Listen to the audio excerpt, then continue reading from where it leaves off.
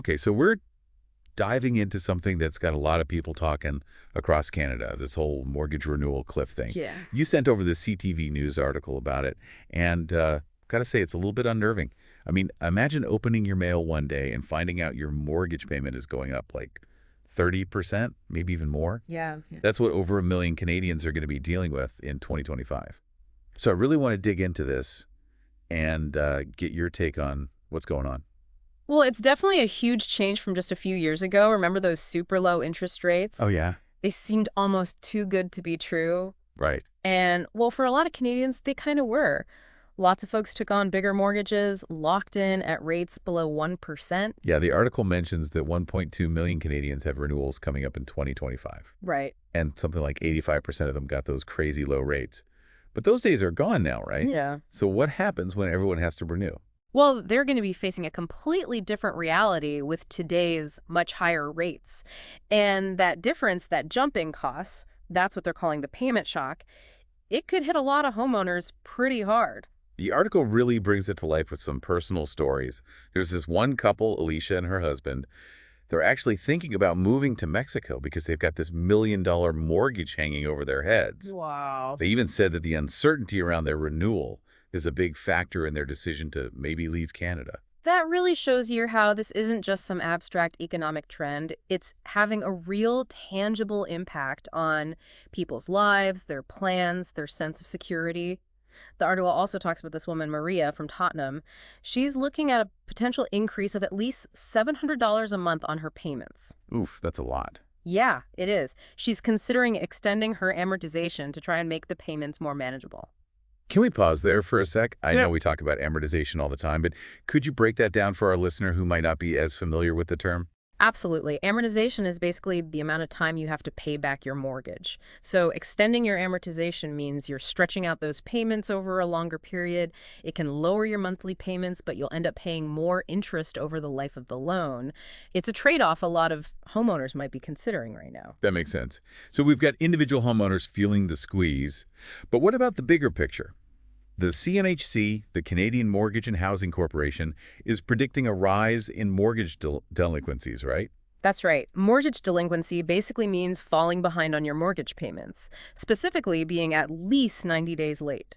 Right now, the delinquency rate in Canada is 0.192%, Okay. which might not sound like a lot, but that actually represents roughly 13,000 households. Wow. And it's been steadily increasing. The article mentioned it hit a record low of 0.14% in 2022. So are we looking at a domino effect here? Possibly. Could this lead to problems with other types of credit, It could. like auto loans or credit cards? Yeah, that's a real concern. When people struggle with one type of debt, it often spills over into other areas. The article highlights that auto loan delinquencies have already jumped up to 2.42% in the second quarter of 2024. That's significantly higher than the 2.02% to 2.11% we saw in the previous 2 years. Credit card and line of credit delinquencies are also creeping up. It's a pattern worth keeping an eye on. Okay, so is this like the start of a financial avalanche? Well, maybe not that dramatic. Is the Canadian housing market about to collapse? While there are definitely reasons to be cautious, experts aren't panicking just yet. The article quotes Tanya Barraza Ochoa, the CMHC deputy chief economist. She says that although the pressure is going to be real, they're not anticipating widespread delinquencies. Okay. She points to the fact that Canadian homeowners have historically been pretty resilient. Which is, I guess, somewhat reassuring. Does anyone else share that view? Yeah, Peter Routledge, the superintendent of financial institutions, has also weighed in. He thinks that even if we see some credit deterioration, it's unlikely to have a major impact on the overall economy or the housing market. So more of a bump in the road than, like, a total crash. That seems to be the general consensus. Okay. CIBC, for example, is predicting that the payment shock will be felt more at an individual level than at the macroeconomic level. Gotcha. So not a full-blown crisis, but definitely some choppy waters ahead, Yeah. especially for those folks facing renewals. Which brings me to a big question. What can homeowners do to get ready for this? I mean, they must be feeling pretty anxious right now. There's definitely a lot of uncertainty out there, but knowledge is power. Yeah. And being proactive can make a big difference. The article has some great advice from Penelope Graham, who heads up content at ratehub.ca. Oh, yeah, Rate Hub. Yeah. What's her top tip? She says don't just automatically renew with your current lender. Okay. Shop around, see what rates are out there. It might take a little extra effort, but it could save you a lot of money in the long run. So don't be afraid to play the field a little bit when it comes to mortgages. Exactly. Loyalty doesn't always pay off in the financial world. Okay. It's also really important to understand the differences between fixed and variable rate mortgages and how they each react to changes in the market. Yeah, that's where things can get a little confusing for the average person. Can you break down those differences for us? Sure. So fixed rate mortgages are tied to the bond market, and they're generally less sensitive to immediate changes in the Bank of Canada's policy rate. That makes them a little more predictable. With variable rate mortgages, your rate fluctuates based on those Bank of Canada announcements. Now, variable rates are trending lower right now, which might make them seem tempting, Yeah, but it's important to remember they can go up just as easily. right. So choosing between fixed and variable really comes down to your personal risk tolerance. Exactly. And that's where getting advice from a financial advisor or a mortgage broker can be really helpful. They can look at your individual situation and guide you towards the best option for your needs. It sounds like knowledge is power in this situation. The more you know, the better prepared you'll be. Absolutely. The more you understand about mortgages, interest rates, and what's happening in the economy, the better equipped you'll be to navigate this wave of renewals. And if you're feeling overwhelmed, remember there are resources out there to help you. Websites like ratehub.ca provide a ton of information and tools, and you can always talk to financial professionals who can offer personalized guidance. Right. Don't hesitate to reach out for help. This is a complex issue, and there's no shame in getting expert advice. So we've talked a lot about homeowners and the challenges they might face with these renewals, but the article really focuses on their side of the story. What about renters? Could this whole mortgage crunch thing spill over and affect them too? That's a really good point. It's something that often gets overlooked. You see, the housing market is kind of like this big ecosystem, right? Everything is connected. So when one part of the system starts to feel the pressure, the effects can ripple outwards, sometimes in ways you might not expect. Okay, so walk me through it. How could these struggling homeowners impact renters? All right, well, imagine this. A bunch of homeowners can't keep up with their higher mortgage payments. Some might even be forced to sell. I see. So more properties on the market could mean more rental units available. Wouldn't that drive rental prices down? More supply, lower prices, right? That's what you'd think, but you also got to consider the demand side of things. It's not just mortgage holders who are feeling the effects of rising interest rates. Renters are also facing higher costs across the board. Groceries, transportation, everything is more expensive. So even if there are more rental units out there, if demand stays high or even goes up, rents could still go up. Exactly. It comes down to that basic principle of supply and demand. And here's another thing to think about. This whole situation could actually discourage people from buying homes in the first place. Yeah, that makes sense. If homeownership suddenly feels out of reach because of those higher interest rates and that fear of a payment shock, renting becomes a more attractive option, or maybe even the only option, which would, of course, increase demand in the rental market. Exactly. It's kind of a chain reaction. Yeah. We could end up with both higher rents and more competition for those limited rental units. That doesn't sound good for renters, especially in cities where the rental market is already super tight, like Toronto and Vancouver, for example. Yeah, it's a legitimate concern, and it just highlights how interconnected everything is within the housing market. One part of the system gets stressed, and the effects can cascade throughout. Remember how we talked about the article mentioning rising delinquency rates for things like auto loans and credit cards? Mhm. Well, imagine someone who is already having a hard time making those payments. Then they get hit with a rent increase on top of that. Things could get really tight really fast. So this isn't just about those homeowners facing renewals. It sounds like this mortgage wave could create a ripple effect that impacts a lot of Canadians, homeowners, and renters alike. You got it.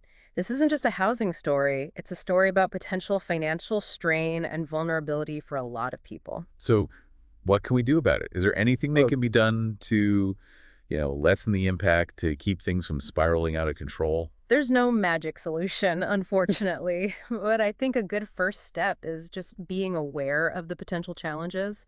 The more people understand what might be coming, the better prepared they'll be to make informed decisions and hopefully take some steps to protect themselves. It sounds like resources like the CMHC and websites like RateHub could be really helpful for people who are looking for information and guidance. It seems like those kinds of resources could be a lifeline for both homeowners and renters who are trying to figure all of this out.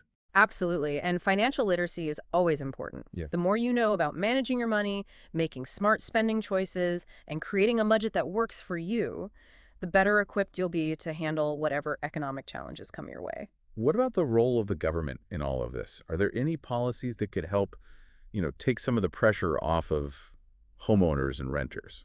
That's a tough one. There are a lot of differing opinions on that. Some experts think that the government should step in with more direct intervention.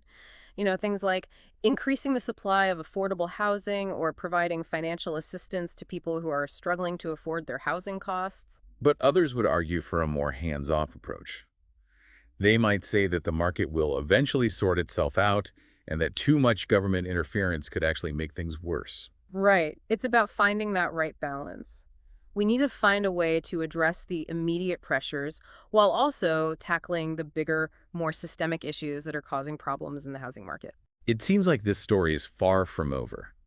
We'll definitely be keeping a close eye on how things develop. There's a lot at stake, and the outcome is anyone's guess at this point. Absolutely. This story is still being written, and its implications are far-reaching.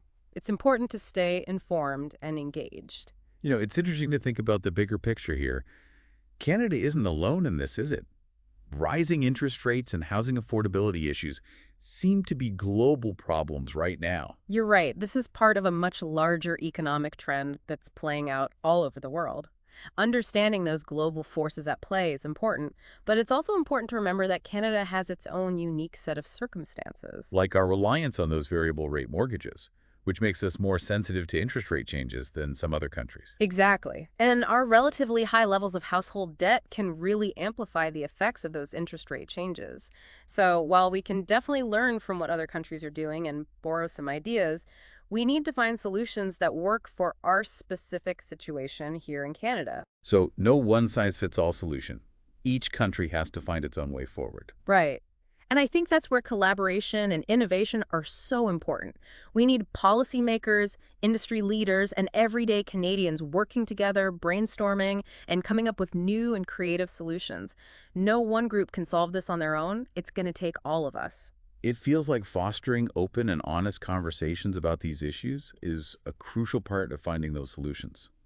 The more we talk about these things, the better equipped we'll be to tackle them together, right?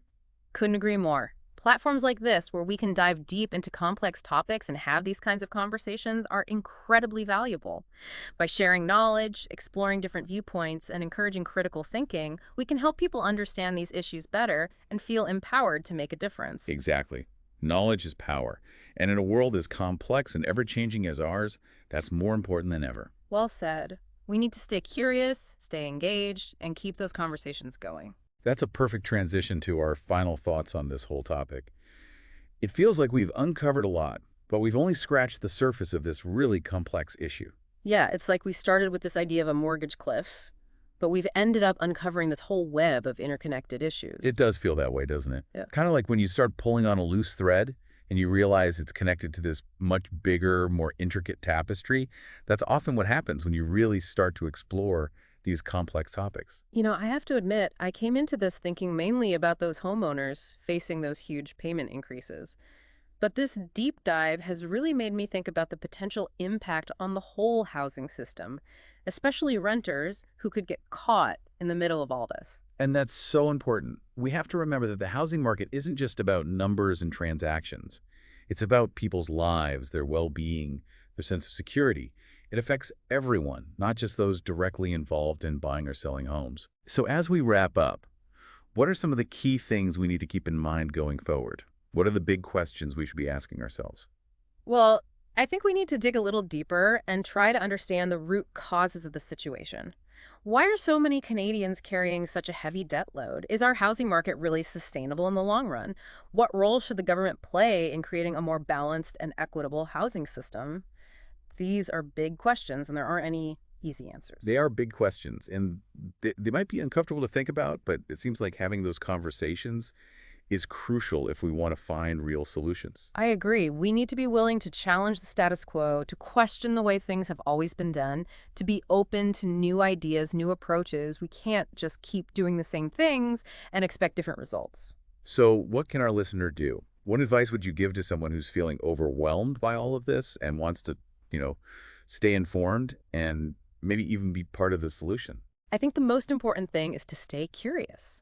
Keep learning, keep asking questions, read articles, listen to podcasts, talk to people who know more than you do. The more informed we are as individuals, the better decisions we can make. And don't be afraid to reach out for help. There are so many resources out there. Financial advisors, mortgage brokers, housing advocates.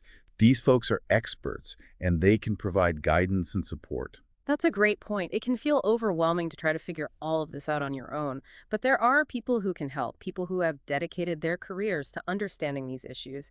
Don't hesitate to tap into that expertise. It's a reminder that we're not alone in this.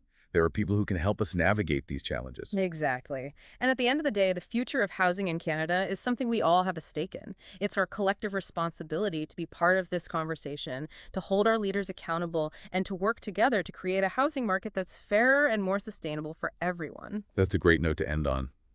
A reminder that we all have a role to play in shaping the future we want to see. Thank you so much for joining me for this deep dive. It's been a fascinating conversation, and I really appreciate your insights. The pleasure was all mine. I always enjoy these kinds of discussions. And to our listener, thank you for tuning in.